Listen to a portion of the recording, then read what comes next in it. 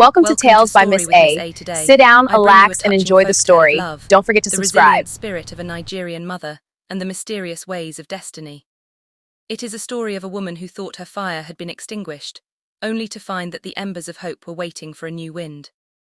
Before we begin, please like, share, and subscribe to our channel.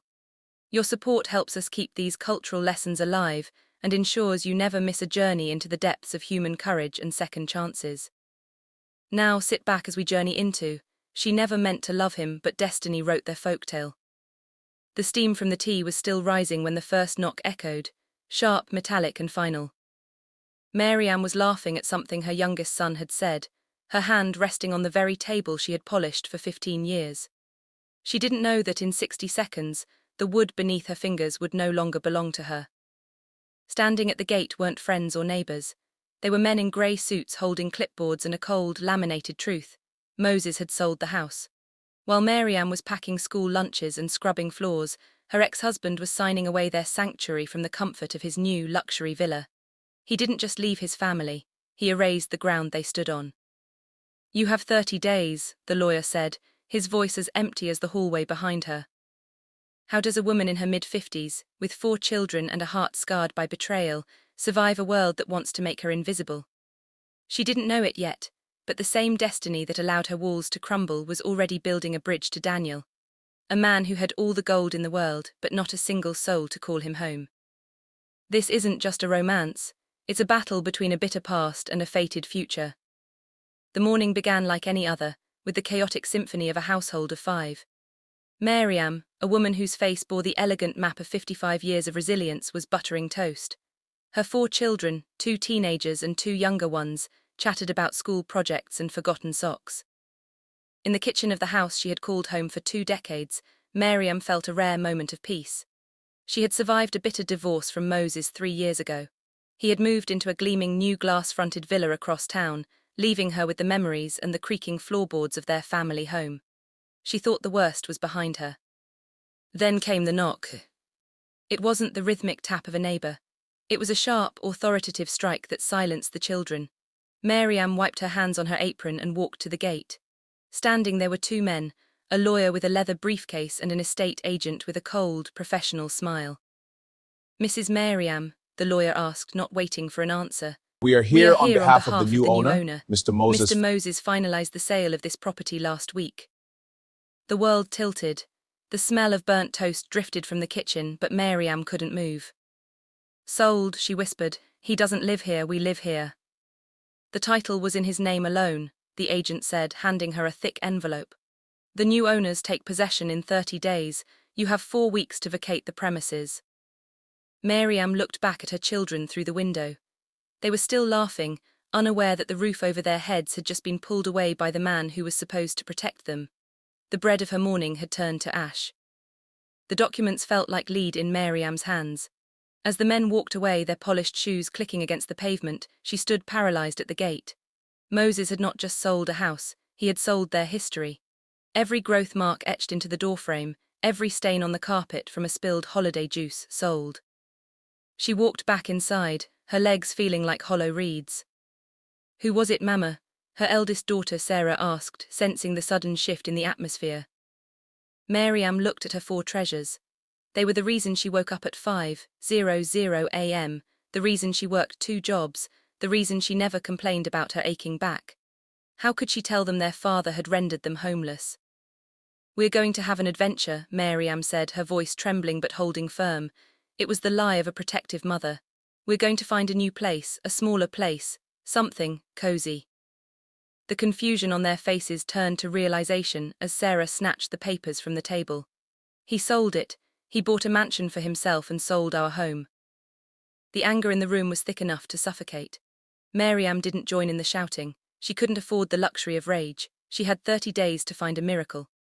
That night, while the children slept in a heap of shared anxiety, Mariam knelt on the cold kitchen tiles. She didn't pray for wealth. She prayed for a path. She didn't know that miles away, in a penthouse overlooking the city, a man named Daniel was looking out at the stars, wondering why his millions felt like nothing at all. The 30 days passed in a blur of cardboard boxes and packing tape. Each item Mariam wrapped felt like a piece of her soul being tucked away. She sold her jewelry, the gold pieces her grandmother had given her, just to secure a deposit on a cramped two-bedroom apartment in a noisy part of the city. Moses didn't answer her calls. He had blocked her number, hiding behind his lawyers and his new life.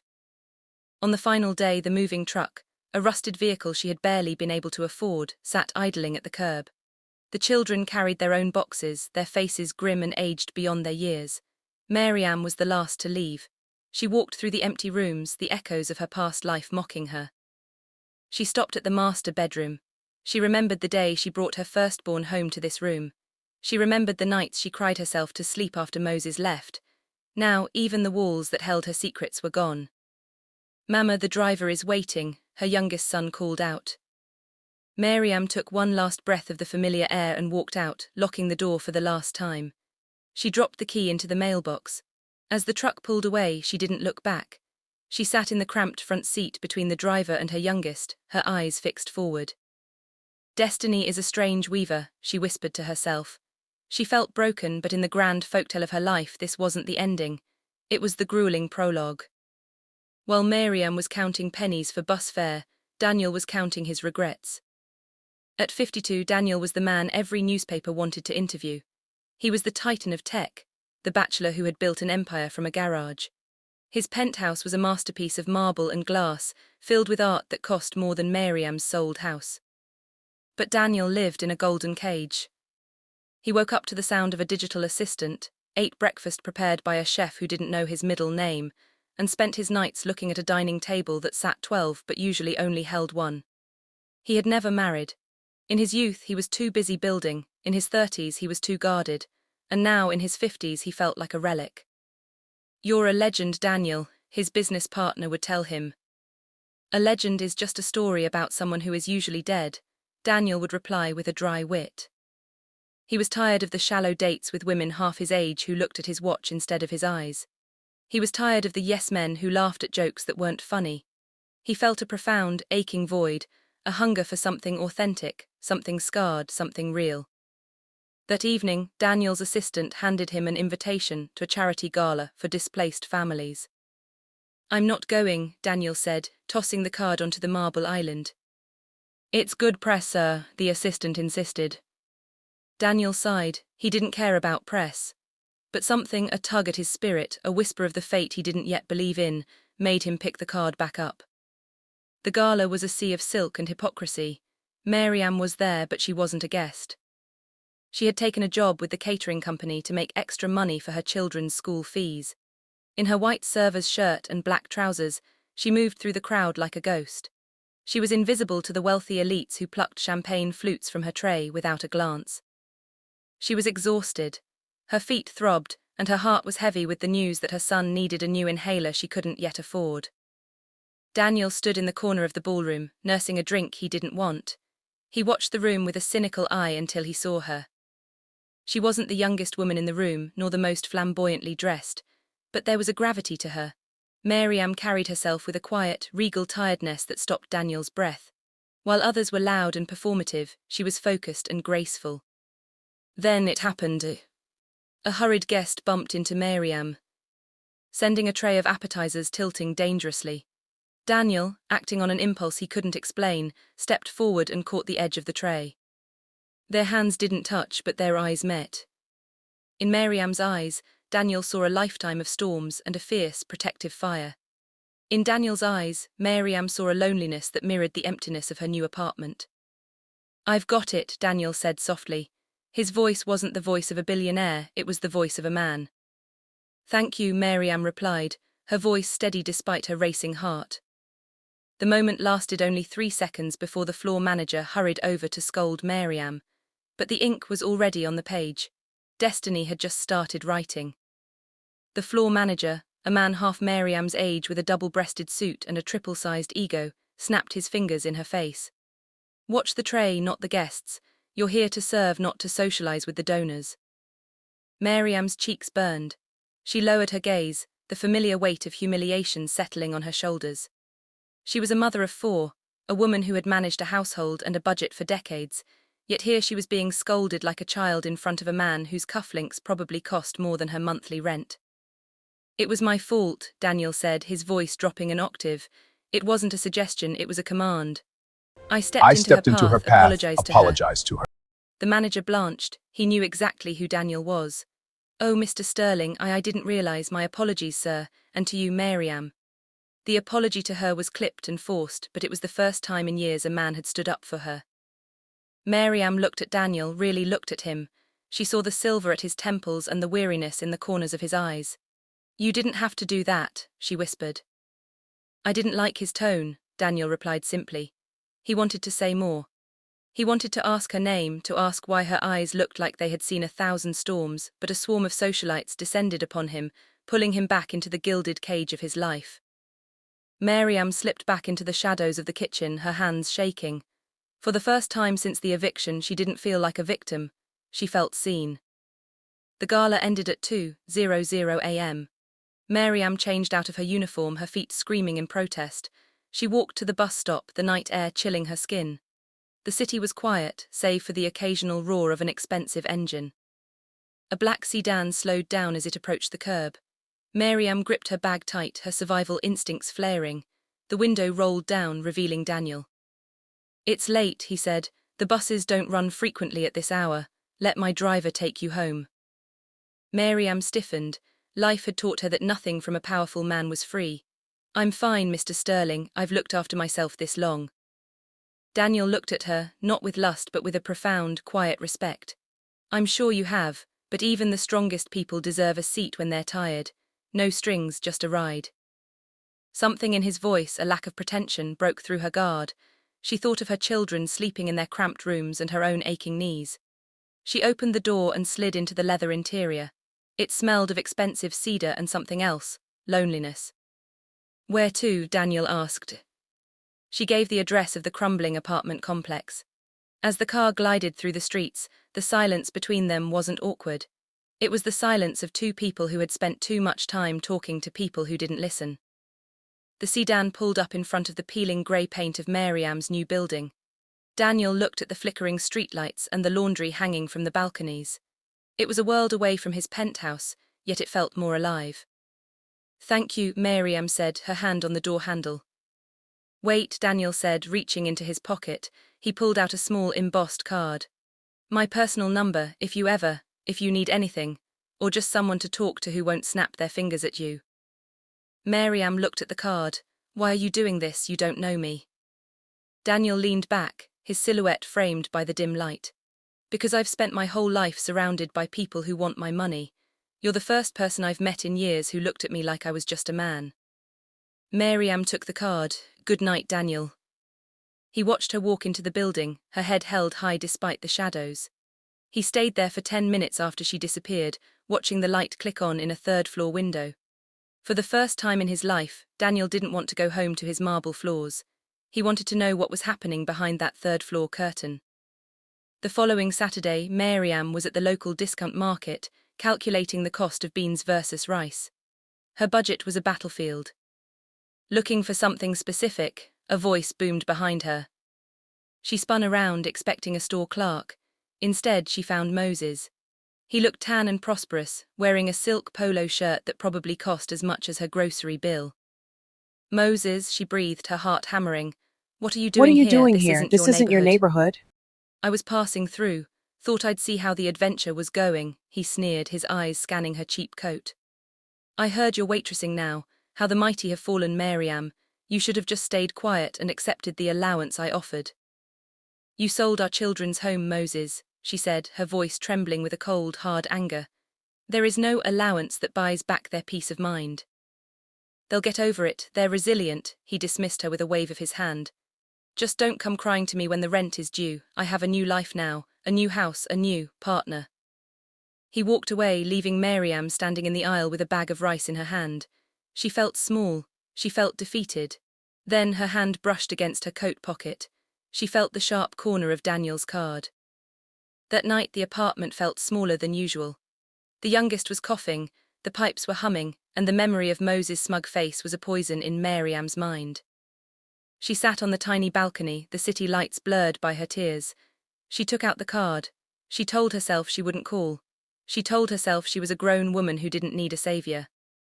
But she didn't need a savior, she needed a friend.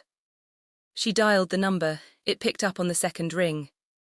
"Hello," Daniel's voice was rich and steady. "It's Maryam," she said, her voice cracking slightly, "from the gala." There was a pause, and then she heard the sound of a smile in his voice. "I was beginning to think you thrown that card away." "I almost did," she admitted. "I'm glad you didn't. Are you all right, Maryam? You sounds like the world is sitting on your shoulders." And then the dam broke. Maryam didn't tell him about the money or the house. She told him about the look in her children's eyes when they moved. She told him about the feeling of being invisible. Daniel listened. He didn't interrupt. He didn't offer a check. He just sat on the other end of the line, miles away in his palace, and gave her the only thing he had that was truly valuable: his time. Destiny wasn't just writing a story anymore, it was building a bridge. The bridge between their two worlds begins to solidify, but as Maryam and Daniel grow closer, the shadows of the past, and the eyes of the city, begin to close in. They met in a public park, halfway between his glass towers and her grey apartment. Daniel arrived without his driver, wearing a simple sweater that made him look less like a tycoon and more like a man seeking a breeze. Maryam was already there, feeding pigeons with the crusts of bread her children hadn't finished. When she saw him, she didn't stand up. She simply patted the wooden slat beside her. "I didn't think a man like you sat on public benches," she teased, though her eyes remained weary. "A man like me spends too much time in leather chairs that don't belong to him," Daniel replied, sitting down. The wood creaked. "Tell me about them. You're four. What are their names?" For the next hour, Maryam didn't talk about her poverty or her struggles. She talked about Sarah's talent for drawing, the twins' obsession with football, and her youngest son's gentle heart. Daniel listened with a hunger that surprised him. He had built skyscrapers, but he had never built a legacy that could breathe, laugh, or argue back.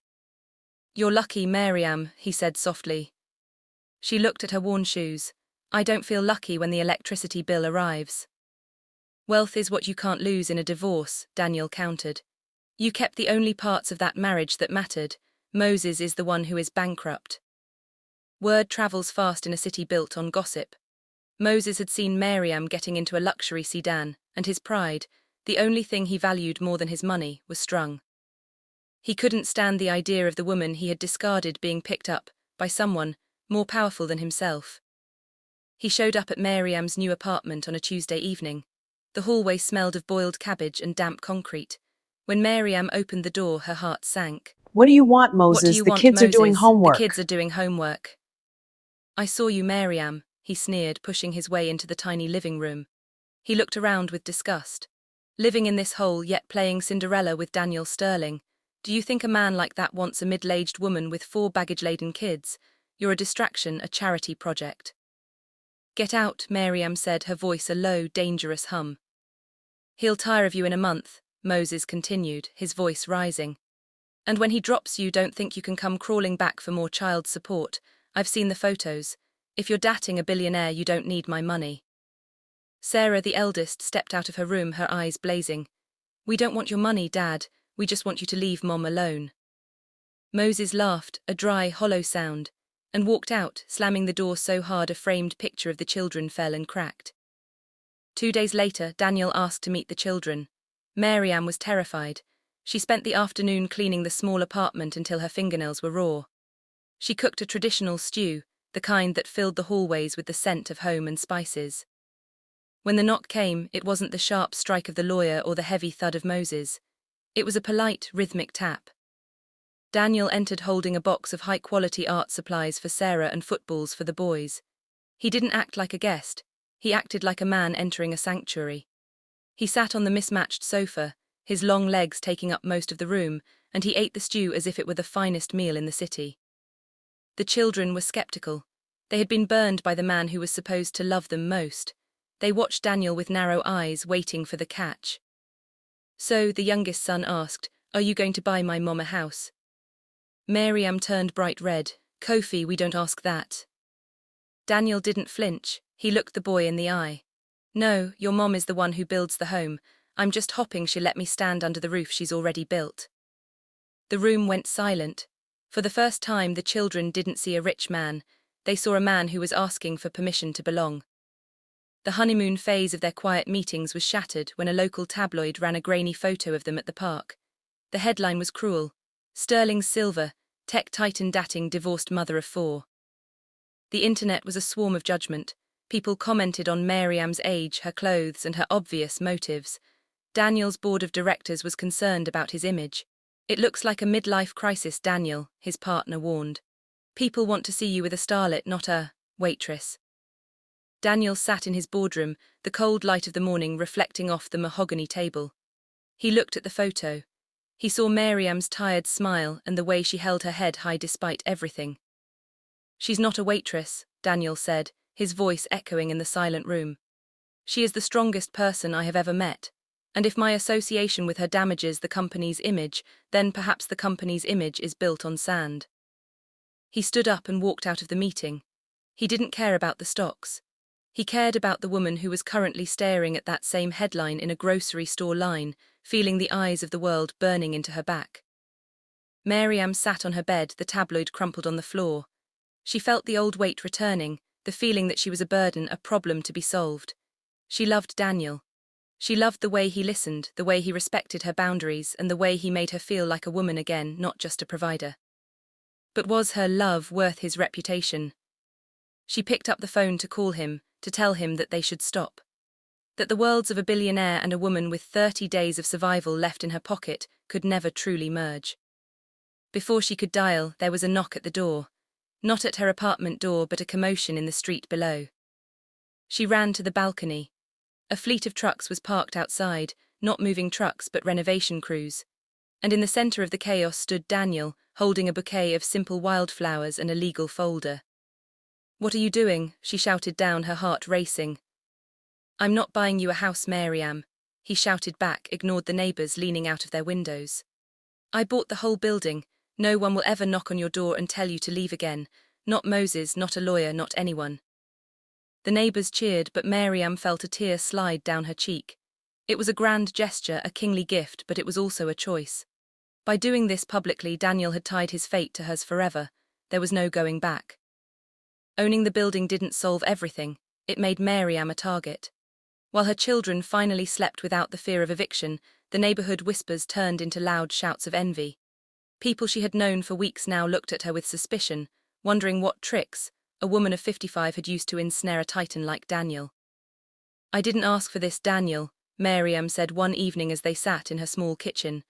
The contrast was stark, his tailored suit against her cracked linoleum. "You've turned my sanctuary into a spectacle."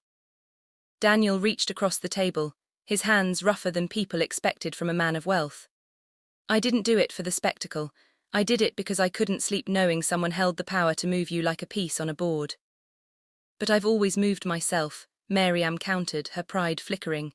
"In this folktale, am I the hero or just the prize?" Daniel paused. He realized that in his rush to protect her, he had forgotten that Maryam's strength was her most prized possession. He hadn't just bought a building, he had accidentally bought her independence. It was the first crack in their fated union. Moses, seeing his power completely eclipsed, decided to burn the bridge he no longer owned. He didn't go after Daniel. He knew he would lose a legal battle against a billionaire.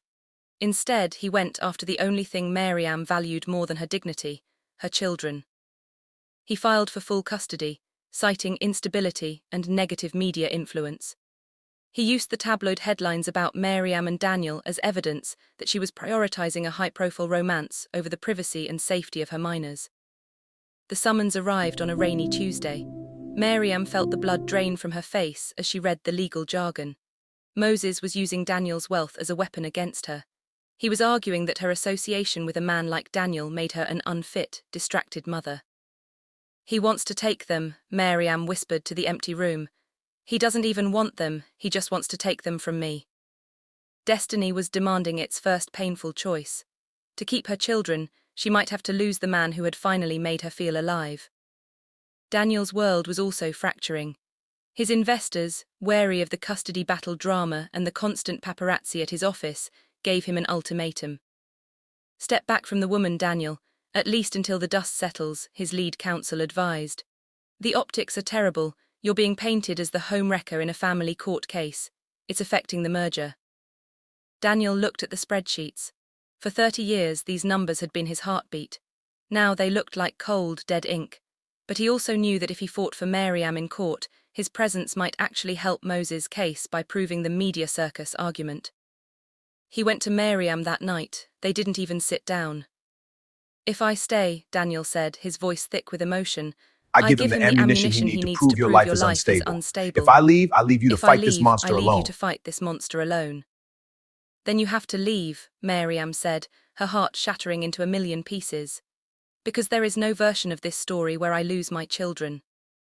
The separation was a cold, hollow thing.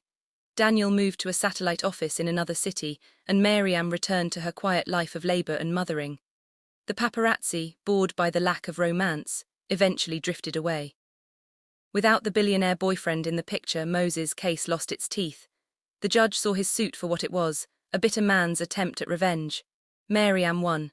She kept her children, and she kept the building Daniel had gifted her, but the apartment felt like a tomb. Every time the phone rang, she hoped it was him.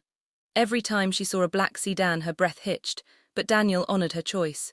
He stayed away to keep her safe. She was 55, a mother of 4, and once again she was alone. But this time, it wasn't because of a husband's betrayal. It was because of a lover's sacrifice. This was the painful choice destiny had hinted at, a love that had to die so the family could live. A year passed. The anniversary of the day the lawyer knocked on her door arrived. Maryam sat at her table, the same wood she had once polished with trembling hands. Her life was stable. Her children were thriving. Sarah had been accepted into art school, the boys were leaders on their teams. She had won her life back, but her heart remained an unwritten page. She took a walk to the park where they had once shared bread crusts. The bench was empty. The city felt smaller, less magical. She sat down, closing her eyes, remembering the way Daniel had looked at her, not as a waitress, not as a project, but as a woman. "The pigeons are looking thinner," a voice said. Maryam's eyes snapped open. Standing there older, his hair a little whiter and his suit replaced by a simple linen shirt, was Daniel. He wasn't surrounded by guards. He didn't have a car waiting. He looked like a man who had walked a long way just to sit down. "The The court court case is case is over, over, Maryam," he Maryam. said softly. "The merger is done. I've stepped down as CEO." "You did what?" she gasped. "I decided I didn't want to be a titan anymore," Daniel said, sitting beside her. "I just wanted to be the man who stands under the roof you built, if you'll still have me." Daniel's return wasn't a burst of trumpets, it was a slow, cautious hum. He didn't move into the building he owned. Instead, he rented a modest house 3 blocks away. He wanted to show Maryam and her children that he wasn't there to buy their affection but to earn it. "I'm not the same man who caught that tray," he told her over coffee in the park. "I've spent a year learning how to be still."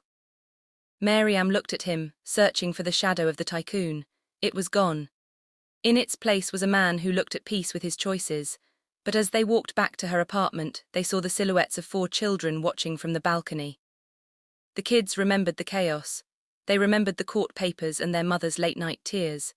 For Daniel to stay, he wouldn't just have to win Maryam, he would have to win the 4 sentinels who guarded her heart. The children called a family meeting. It was a tradition Maryam had started during the dark days of the eviction. Daniel was invited, but he sat on a stool while the 4 children sat on the sofa, acting as judge and jury. "Our mom is finally happy," without looking over her shoulder, Sarah said, her voice firm. "If you bring the cameras back, or if you leave when things get hard, we won't forgive you." Daniel didn't offer them money or promises of luxury. He looked at each of them. "I can't control the cameras, but I can control where I stand. I chose to leave to protect you. Now I'm choosing to stay because a house is just a building, but a family is a fortress. I'd like to be part of the walls."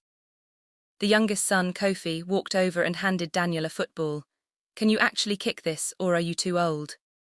The tension broke. It wasn't a total surrender, but it was a beginning. The folktale was no longer about a rich man and a poor woman, it was about 6 people trying to become one. Moses, hearing of Daniel's downfall from the corporate world, made one last attempt to stir the embers of his former life. He showed up at the local community center, where Maryam was volunteering, expecting to find her grieving the loss of Daniel's status. "I heard he's a nobody now," Moses mocked, leaning against his expensive car. "You traded a billionaire for a retiree. You always did have bad timing, Maryam." Maryam stopped what she was doing. She didn't feel the old fear, she didn't even feel anger. She felt a profound, quiet pity. Moses, she said, her voice echoing in the hall. You think status is something you wear. Daniel thinks status is something you give. You sold a home to buy a house. He gave up a throne to find a home. I think my timing is finally perfect. Moses looked around, seeing the respect the community had for Miriam. He realized he was the outsider. He got into his car and drove away, a man wealthy in paper but bankrupt in soul. He never returned. The day finally came, not a wedding, but a naming of the home. They gathered in the courtyard of the building Daniel had bought, the one that now housed 3 other families who had faced eviction, thanks to a trust Daniel had established. There were no reporters. There were no silk gowns. Miriam wore a dress the color of a summer sunset, and Daniel wore the smile of a man who had finally found his North Star. They stood before their friends and Miriam's 4 children. Daniel took a small stone and etched 2 names into the brickwork near the entrance, Miriam and Daniel. This story didn't start with a kiss, Daniel told the crowd. It started with a knock at the door that tried to break a woman, but that woman was made of diamonds. I didn't save her. She showed me how to save myself. Miriam is now 56. She still wakes up early but no longer out of fear. She and Daniel run a foundation that helps divorced mothers find legal footing and housing. They are a lesson to the city, that love does not have an expiration date, and that destiny often uses our greatest heartbreaks to draw the map to our greatest joys. Late at night, when the children are tucked away and the city is quiet, Miriam and Daniel sit on their balcony. They don't look at the stars, they look at each other. The woman who thought her heart was a closed book, and the man who thought his life was a finished tall tale have found a new chapter. Love, Miriam whispers, resting her head on his shoulder, belongs to the brave. And in the silence of the night, destiny finally puts down its pen. We have come to the end of this journey, but the lessons of Miriam and Daniel remain with us. This story teaches us that betrayal is not the end of your book. It is often just the plot twist that leads you to your true destination. It reminds us that a person's worth is not found in their bank account or their past mistakes, but in the strength of their character and the depth of their sacrifice. Miriam showed us that a mother's love is a shield that can withstand any storm, while Daniel reminded us that true wealth is having a home where you are loved for who you are, not what you own. Above all, we learn that it is never too late for God to rewrite your story. If this story touched your heart today, please let us know in the comments. What part of Miriam's struggle resonated with you the most? Have you ever had a moment where a door closed, only for destiny to open a window? Don't forget to like this video if you believe in second chances, and share it with someone who might be losing hope in their own season of struggle. Most importantly, subscribe to Story with Miss A and turn on the notification bell so you can join us for our next journey into the truths of life. Until then, remember, keep your heart open, stay brave, and trust that your own story is still being written.